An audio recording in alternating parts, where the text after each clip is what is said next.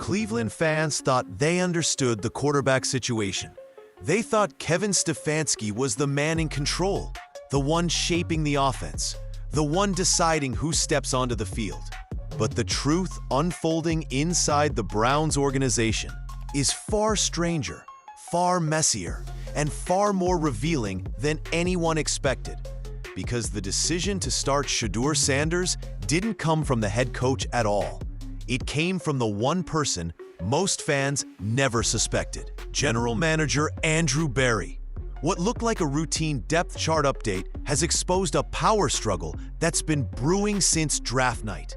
Stefanski, the steady, predictable play caller, wasn't ready to hand his offense to a rookie he barely trusted. Berry, on the other hand, has spent months quietly pushing, nudging, and outright insisting that Shedeur is the future of this team.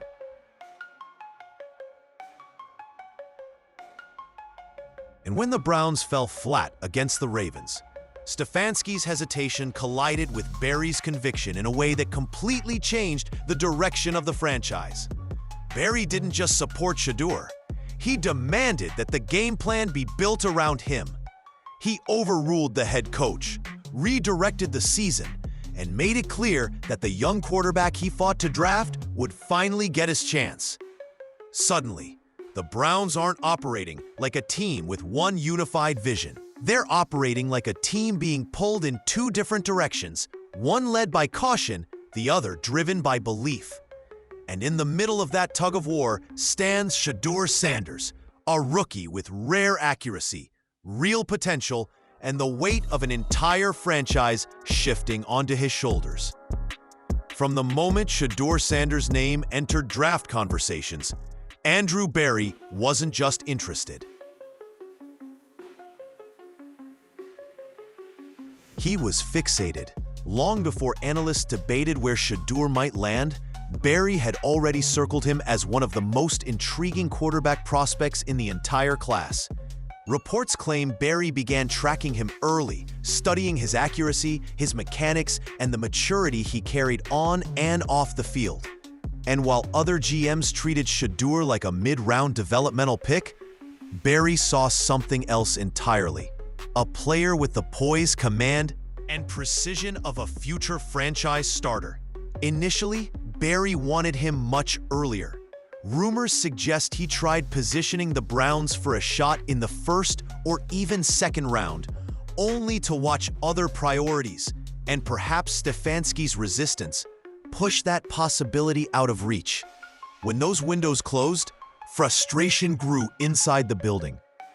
Berry felt the team was letting a rare opportunity slip away.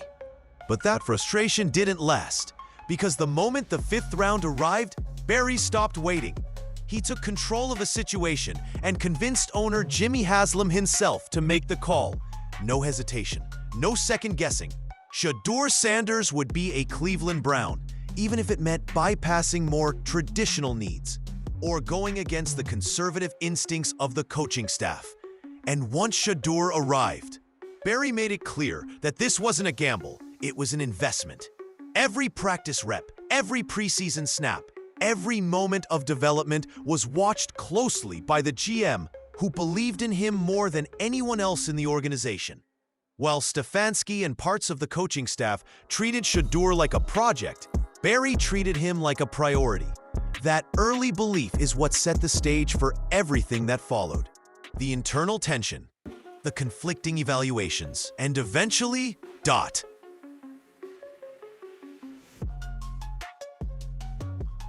the decision that shocked the fan base, because when a GM is that committed to a player, it's only a matter of time before he pushes the entire franchise in that direction.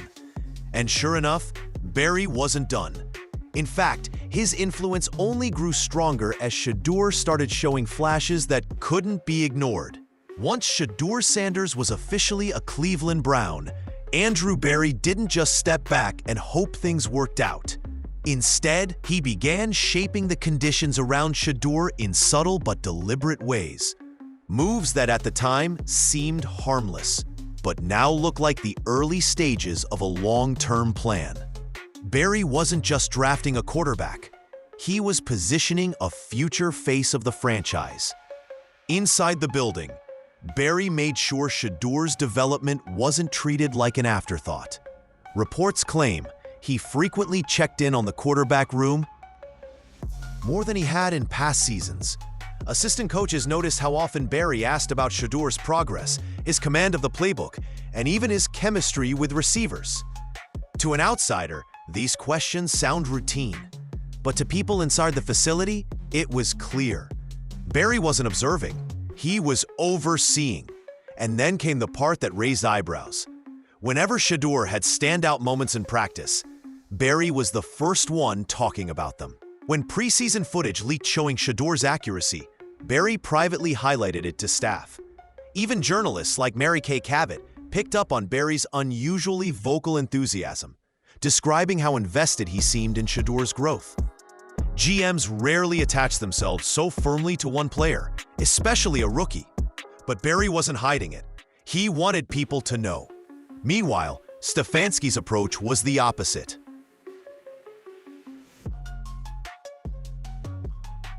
He kept things by the book, focusing on his veterans, minimizing expectations, and reluctant to give Shedeur any significant practice reps. The contrast between the GM's excitement and the coach's caution created a quiet tension, one that grew every time Barry publicly praised Shedeur while Stefanski downplayed him. Behind the scenes, rumors suggest Barry pushed for Shedeur to take more reps with receivers he might actually play with. Not full first-team work, but close enough to build rhythm, close enough to prepare him for something bigger. It wasn't a takeover, it wasn't confrontational, it was strategic. Barry was laying the groundwork for the moment he knew would eventually come. And when the Browns' season hit its first real crisis point, that groundwork would become impossible to ignore. Every NFL season has that one moment when everything shifts.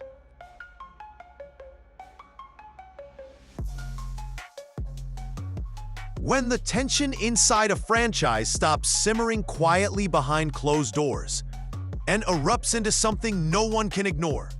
For the Cleveland Browns, that moment came during and immediately after the brutal loss to the Baltimore Ravens.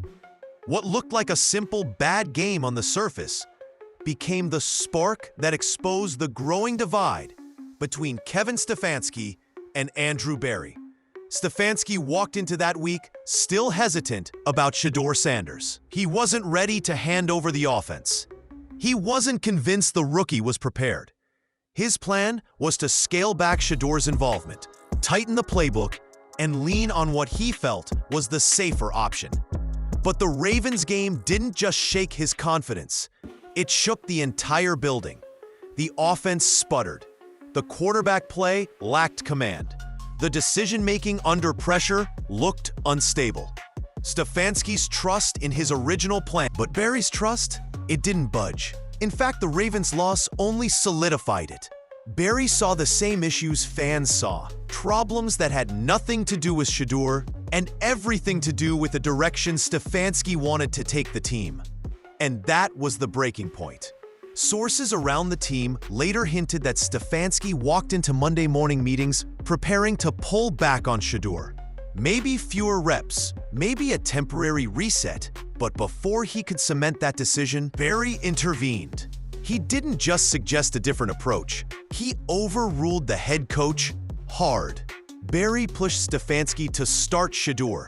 He pushed him to give him first-team reps. He pushed him to build an entire game plan around the rookie. And for the first time in a long time, Stefanski wasn't the one steering the ship. Inside the building, players noticed the shift. Even the tone of Stefanski's press conferences changed. Suddenly careful, suddenly vague, suddenly uncertain. And just like that, the power balance inside the Browns organization had flipped. It doesn't matter how much a coach favors experience, structure, or system football. There's one thing no one in the NFL can deny. Accuracy doesn't lie. And this is where Shedeur Sanders didn't just stand out. He separated himself completely from the quarterbacks Stefanski preferred. Every time he stepped on the field, every time he threw in practice, Every time he let the ball fly, the same truth showed up on film. The kid could place the ball exactly where it needed to be. Mary Kay Cabot said it with no hesitation. Shedeur throws a beautiful ball. Not a good ball, not a promising ball, a beautiful one. Clean mechanics, perfect arc, tight spirals. And elite placement. Coaches will tell you accuracy can't be faked. It's either part of you or it isn't. And Shedeur had it in a way that instantly caught the attention of anyone who watched him closely. Behind closed doors, some Brown staff members privately admitted that Shedeur's ball placement was better than expected. Others said his timing was ahead of where most rookies usually are. Even players, especially receivers, noticed how easy his passes were to catch when they actually executed their routes correctly. And then came the preseason tape. Throw after throw showed the same trait: precision. Even under pressure, even when the pocket collapsed, even when he took hits, the ball still came out on target. These weren't highlight moments padded against backups. They were real flashes of NFL-level quarterbacking. But Shedeur's accuracy held up even when everything else fell apart around him. Receivers dropped passes, routes broke down, protection crumbled, yet Shedeur's placement never dipped. That kind of consistency is rare, especially in young quarterbacks. Barry saw it, analysts saw it, fans who watched closely saw it. And once accuracy no longer became an opinion but a pattern, the internal debate around Shedeur became impossible to ignore. Still, even with elite placement, one thing continued to distort how the public viewed his performance, and it had nothing to do with him. If you only looked at the box scores or stat sheets, you'd think Shedeur Sanders had a rocky, inconsistent debut. The numbers didn't pop. The drives stalled. The offense struggled to finish. On paper, it looked like a rookie still trying to find his footing. Anyone who slowed down the film and studied each throw knows the truth. Shedeur didn't fail his receivers. His receivers failed him. Time after time, Shedeur delivered perfect passes.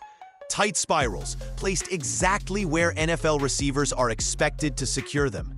And instead of turning those throws into momentum-building plays, many of his targets did the exact opposite. They dropped them, bobbled them, or flat-out fumbled them away. These weren't extreme high-difficulty catches. These were routine plays.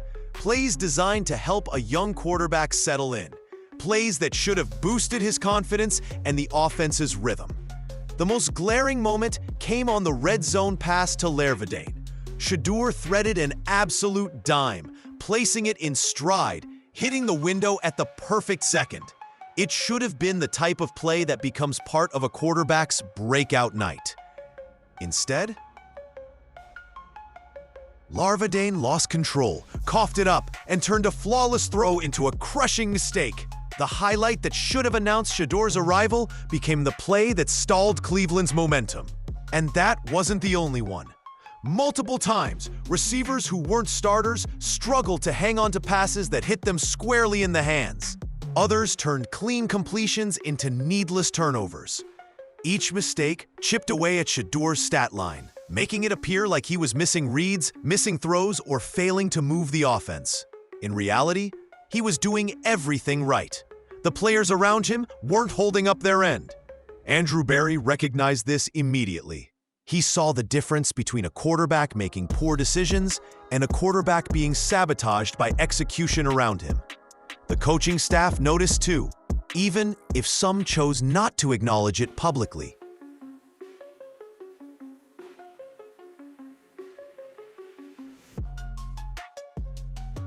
But for Stefanski, who already had doubts, these moments only reinforced hesitation. Barry, however, saw something entirely different. A quarterback performing well despite the chaos around him, not because the situation made it easy. Kevin Stefanski is known for being careful, methodical, and structured. The kind of coach who doesn't rush decisions, doesn't gamble on uncertainty, and prefers predictability over potential. And when it came to Shedeur Sanders, that mindset created the exact conflict that's now shaping the Browns' quarterback room. Stefanski simply wasn't ready to hand meaningful reps to a rookie he didn't fully trust. Early in camp, his comments made that clear. He emphasized Dillon Gabriel's reps. He downplayed Shedeur's opportunities.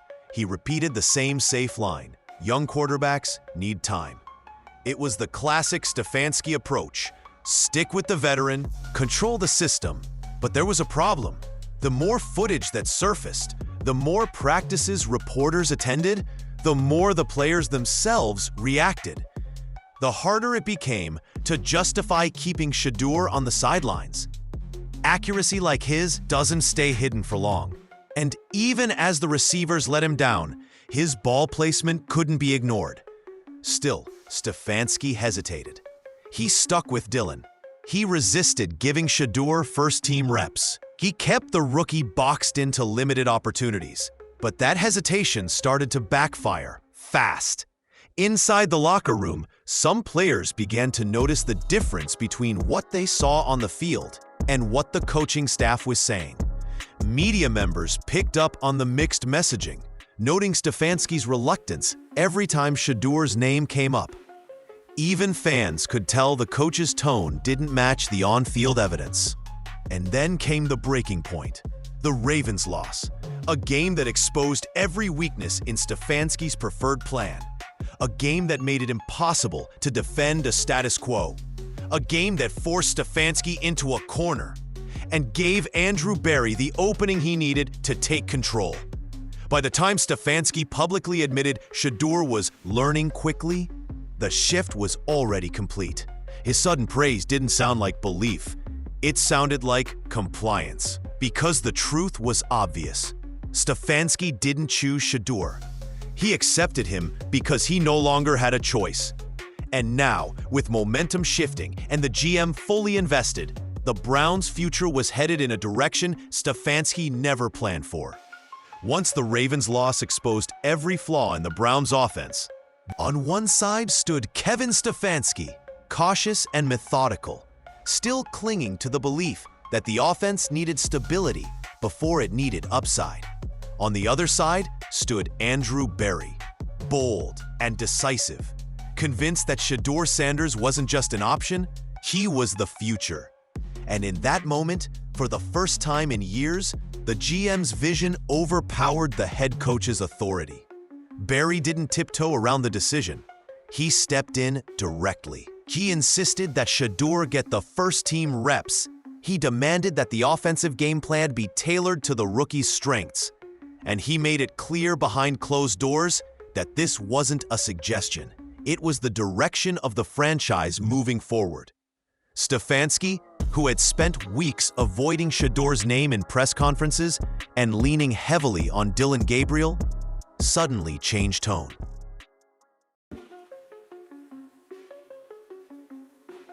Within days, he began praising Shedeur's progress. He complimented his learning curve. He acknowledged the possibility of starting him.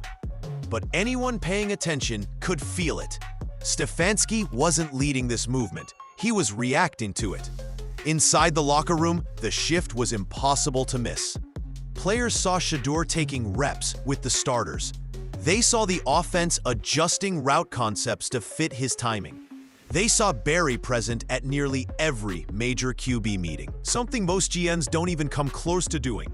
The message was clear. The Browns were no longer preparing for Shedeur's development at a slow pace. They were preparing to build around him. Even in the media, the narrative changed almost overnight. Reporters who once saw Stefanski's reserved tone began to mention the GM's influence. It was about Shedeur's undeniable accuracy. It was about a GM seeing what a coach refused to acknowledge. By the time Stefanski officially named Shedeur the starter, the move felt less like a coaching decision and more like an organizational shift that had been inevitable for weeks. The Browns weren't waiting for the future anymore.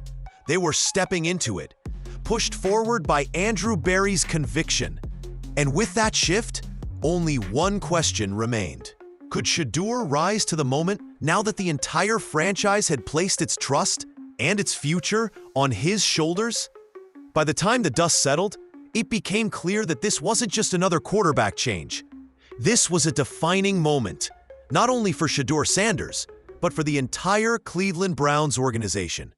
What started as a quiet draft room disagreement had grown into a full-scale power shift, reshaping the hierarchy inside the building and forcing everyone, fans, coaches, players, and analysts, to rethink what the future might look like. Andrew Berry didn't simply advocate for Shedeur. He fought for him.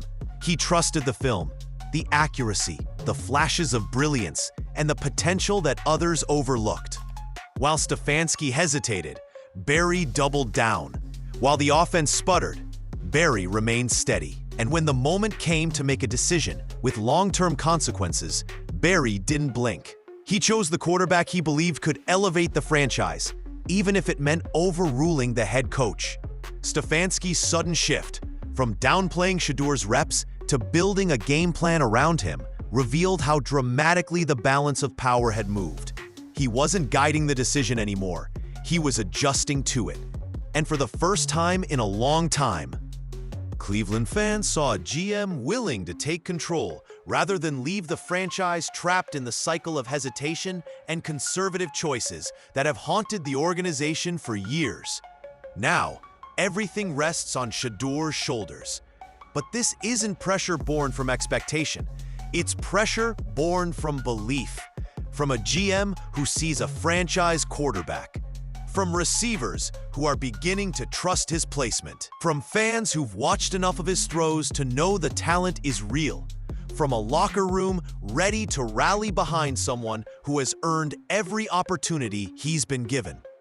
The Browns aren't just hoping for potential anymore. They're betting on it.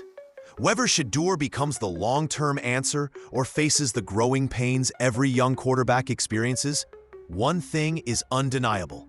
This is the first time in years the Browns are taking a bold step toward the future instead of clinging to the past. And now, with the spotlight bright and the city watching closely, the question shifts from "is he ready?" to something far more exciting.